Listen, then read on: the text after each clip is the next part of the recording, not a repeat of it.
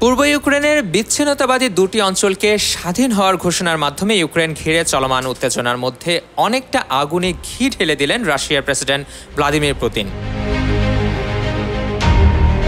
এতে পশ্চিমা বিশ্বের সঙ্গে রাশিয়ার যুদ্ধের আবহ তৈরি হয়েছে, যা নিয়ে বিশ্বজুড়ে তীব্র উদ্বেগ দেখা দিয়েছে।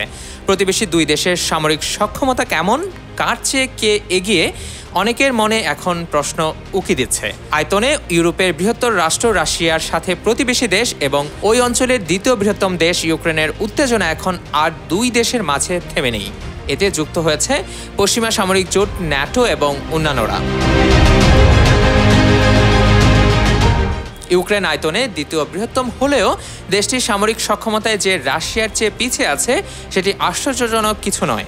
বৈশ্বিক পরিসংখ্যান বিষয়ক সংস্থা স্ট্যাটিস্টা একটি ইনফোগ্রাফি তৈরি করেছে, যেখানে রাশিয়ার সেনাবাহিনী, বিমান বাহিনী এবং নৌবাহিনীর সক্ষমতার সঙ্গে প্রতিপক্ষ ইউক্রেনের সামরিক সক্ষমতার তুলনা করা হয়েছে।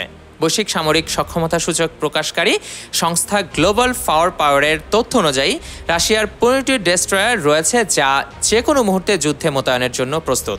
আর এক্ষেত্রে একেবারে অন্ধকারে রয়েছে ইউক্রেন, কারণ দেশটির হাতে একটি ডেস্ট্রয়ারও নেই।